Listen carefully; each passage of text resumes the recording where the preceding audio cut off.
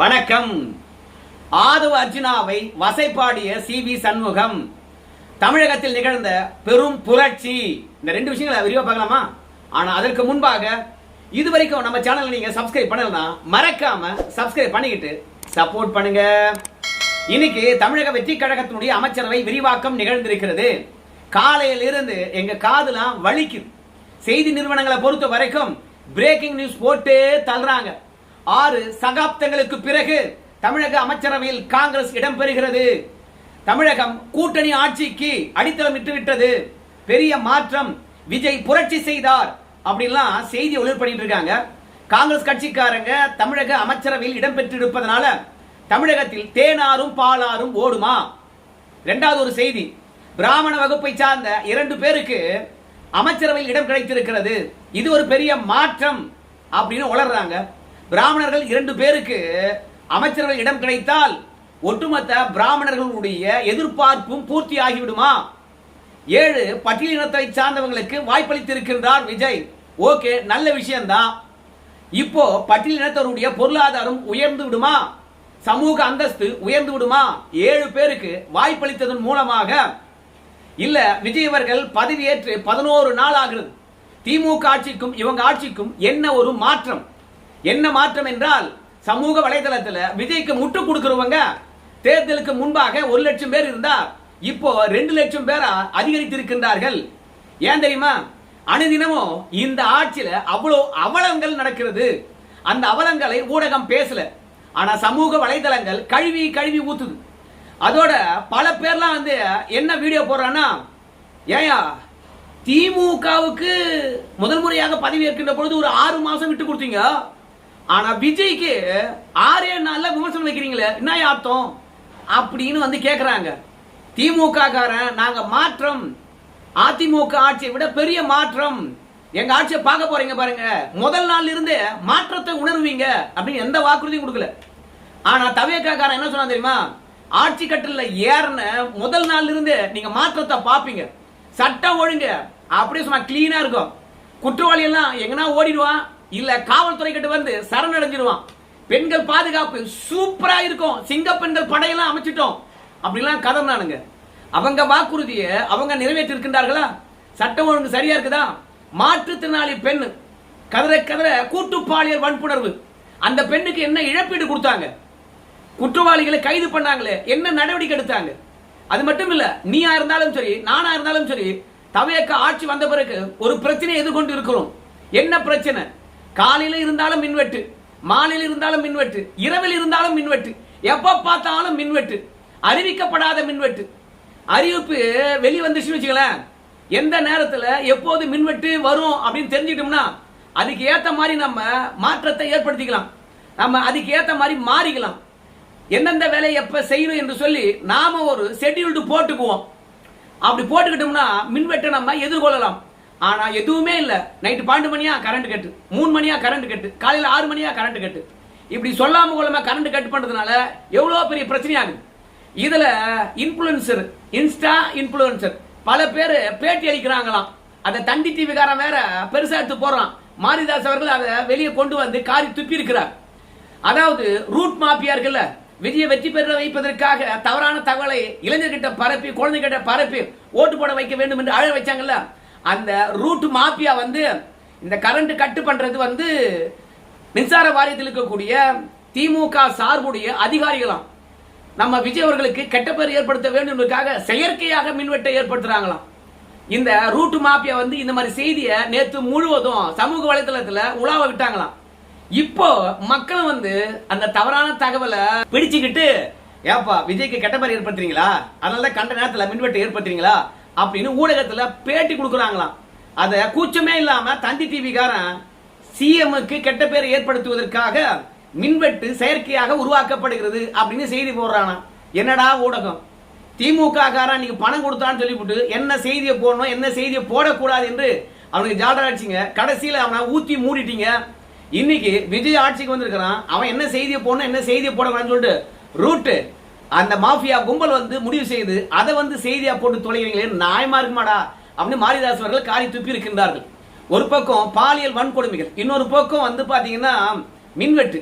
அதையெல்லாம் தாண்டி சட்டமன்ற உறுப்பினர்களுடைய அளப்பறைகள் ஆய்வு நடத்துகின்றேன் என்று சொல்லிவிட்டு அரசு அதிகாரிகளுக்கு தொல்லை கொடுப்பது. சட்டமன்ற உறுப்பினர்களாவது பரவாயில்ல, மக்கள் பிரதிநிதிகள் போய் ஆய்வு நடத்தலாம். ஆனால் தவேகாவில் இருக்கக்கூடிய பெண் நிர்வாகிகளாம் போய் மருத்துவமனையை ஆய்வு செய்வது கேட்டா ஏகப்பட்ட விளக்கம். அது மட்டும் கிடையாது, அரசு அதிகாரிகளை நம்ம தவேகாவுடைய சட்டமன்ற உறுப்பினர்கள் மதிப்பதே கிடையாது. அவங்க வீட்டுக்கு அழைப்பது, பிளாஸ்டிக் சேர்ல உட்கார வைப்பது, இவங்க சோபால உட்காருவது, அதற்கு பிறகு விளக்கம் அளிப்பது, இப்படியே பல சர்ச்சைகளுக்கு தவேகாவில் இருக்கக்கூடிய சட்டமன்ற உறுப்பினர்களும் அமைச்சர்களும் இலக்காகிறார்கள். ஆனா நாம் ஏதாவது இதுதான் தவறு என்று சுட்டி காட்டினோம் என்றால் உடனடியாக திமுக ஆட்சியில் நடக்கலையா, அதிமுக ஆட்சியில் நடக்கலையா அப்படின்னு சொல்லிவிட்டு ஊதரானுங்க. நாம் என்ன சொல்றோம்னு கேட்டீங்கன்னா, அதிமுக சரியில்லை, திமுக சரியில்லை அப்படின்னு சொல்லிதான் உங்களுக்கு மாற்றம் என்று 60 வருஷம் காத்திருந்து உங்களுக்கு போட்டுக்கிறாங்க. நீங்க என்ன மாற்றத்தை கொண்டு வந்தீங்க? அது மட்டும் இல்ல, கிளாம்பாக்கம் பேருந்து நிலையம், அந்த பேருந்து நிலையத்துல பஸ் வராது, பஸ் வரலன்னு சொல்லிட்டு போராட்டம் பண்ணி நம்ம பார்த்திருக்கோம் மக்கள் எல்லாரும் திமுக ஆட்சியில.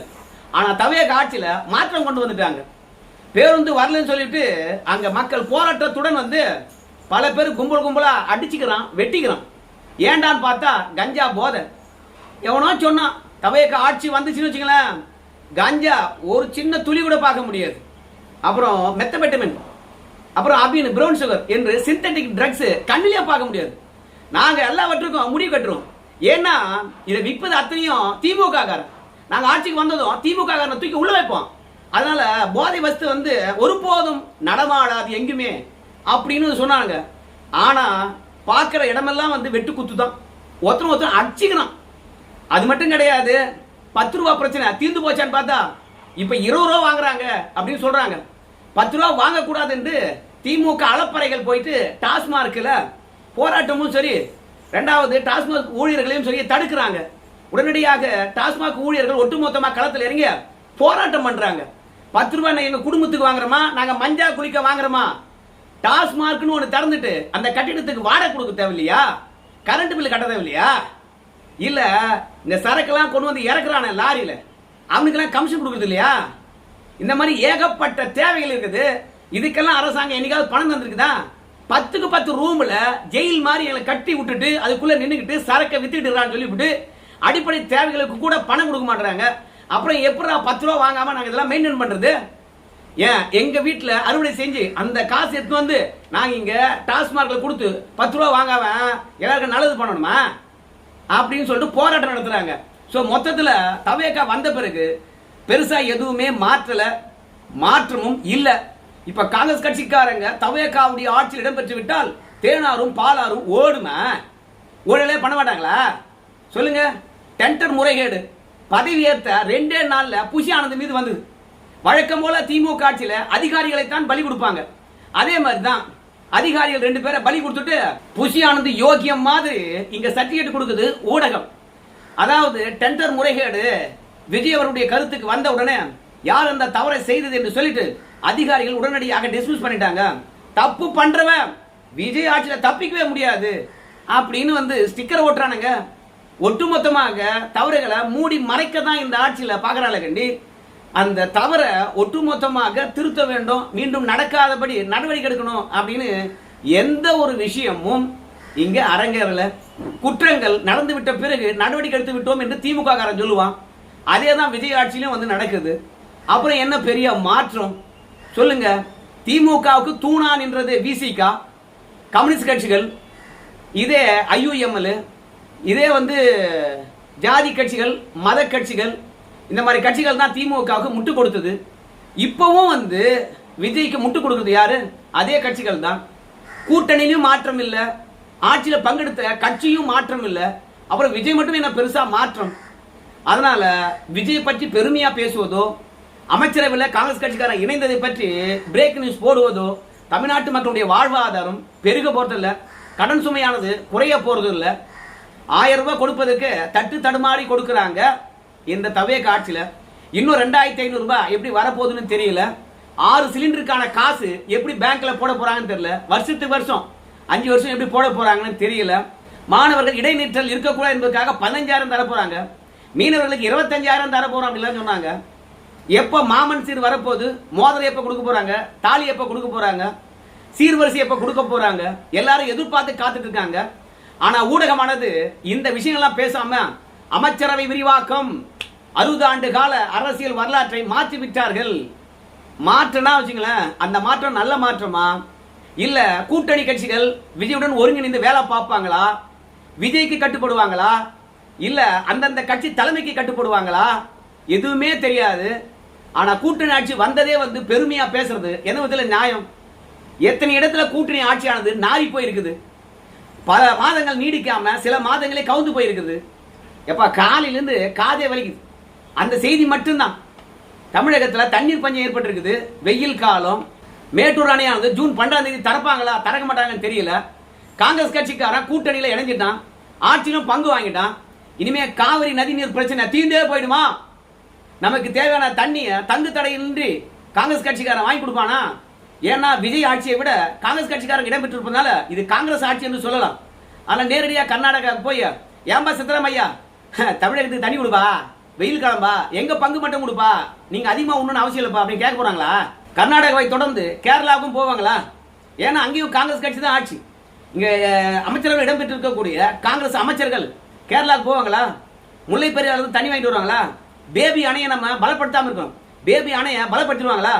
காங்கிரஸ் கட்சிக்காரன் கூட்டணியில் இடம்பெற்றதுனால தமிழகத்துக்கு என்ன லாபம்? ஊடகம் ஏதாவது பேசியா? பேசவே மாட்டாங்க. அவங்களால என்ன பிரச்சனை தீரும்? ஏதாவது பேசினாங்களா? அதாவது தமிழக வெற்றி கழகத்தினுடைய ஆட்சி 5 ஆண்டு காலம் உறுதிப்படுத்துறதுக்காக காங்கிரஸ் கட்சிக்காரன் அமைச்சர்கள் இடம்பெற்றிருக்கின்றார். அதை தாண்டி தமிழகத்துக்கு என்ன லாபம்? யாராவது பேசுறீங்களா? நீங்க வாய் முடி சும்மா இருக்கிறீங்களே. கூட்டணி ஆட்சி வந்ததுனால இந்த பிரச்சனை தீரும்பா? பட்டியல் இனத்தவருக்கு இடம் அதிகமா கொடுத்ததுனால இனிமே சமூகத்துக்குள்ள சாதி பிரச்சனை வராதுப்பா, அந்த சமூகம் முன்னேறும்பா. அவங்க மாற்று சமூகத்து பெண்ணுகிட்ட போய் கலாட்டா பண்ண மாட்டாங்கப்பா. ஜாதியை ஒழிக்கணும் என்று அவங்க போராடுவாங்களா?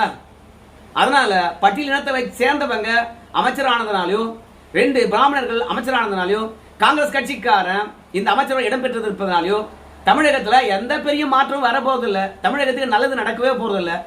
அனுபவம் இல்லாதவர்கள் ஆட்சி கட்டல் வந்த உடனே அனுபவம் பெற்றுக்கொள்ள வேண்டும்.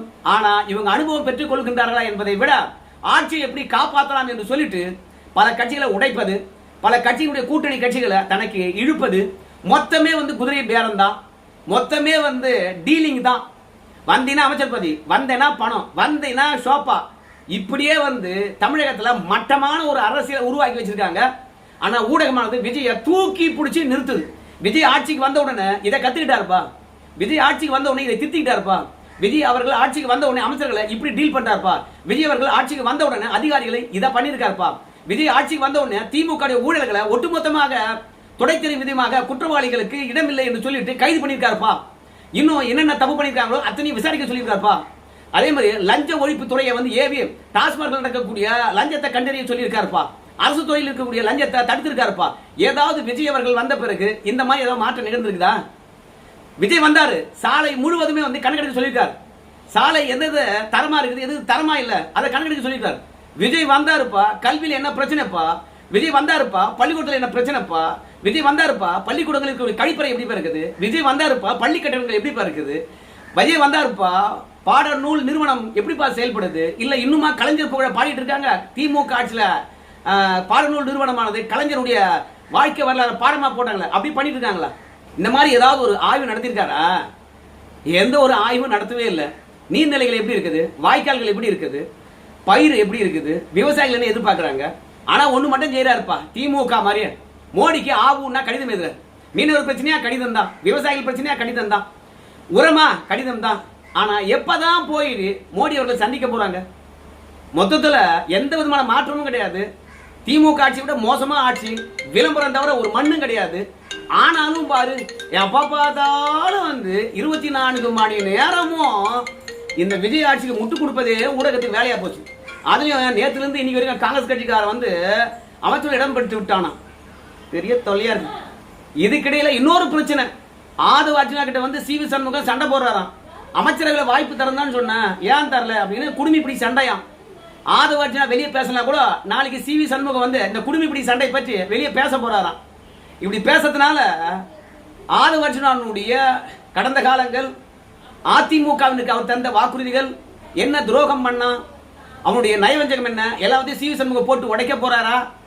இப்படி சிவி சண்முகம் ஆதவர்ஜினா சண்டை பிடிச்சதுனால நான் சூட் கேஸ்ல சிவி சண்முகத்துக்கு எவ்வளவு பணம் கொடுத்தேன் தெரியுமா அப்படின்னு ஆதவர்ஜினா பணம் கொடுத்த விஷயத்தை பத்தி சொல்ல போறாங்களா? இந்த சண்டையில என்ன மாதிரி உண்மை வரப்போகுதுன்னு நமக்கு தெரியல. மொத்தத்துல சிவி சண்முகமும் ஆதவர்ஜினாவும் சண்டை போட்டுக்கிட்டாங்கன்னு செய்தி மட்டும் வந்துருக்குது. பொறுத்து பார்க்கலாம். நாரி போன அரசியல் ஒட்டுமொத்தமாக பேரம் பேசுற அரசியலா இருக்குது. இந்த அரசியல பெரிய மாற்றம் வந்துருமா? புதிய மாற்றம் 60 ஆண்டு காலத்துக்கு பிறகு, அண்ணாவுக்கு பிறகு, எம்ஜிஆருக்கு பிறகு பெரிய மாற்றமா? ரொம்ப ரொம்ப கொடுமையா இருக்குது. ஊடகத்தையே பார்க்க முடியல. காது கருகிற மாதிரி பிரேக்கிங் நியூஸ் போட்டு தள்ளுறானுங்க. வேற செய்தியே கிடையாதா? எப்ப போர் அடிச்சு போச்சுடா, வேற செய்தி மாத்துங்கடா அப்படின்னு சொல்லி இந்த வீடியோவை நான் முடிக்கிறேன். நன்றி.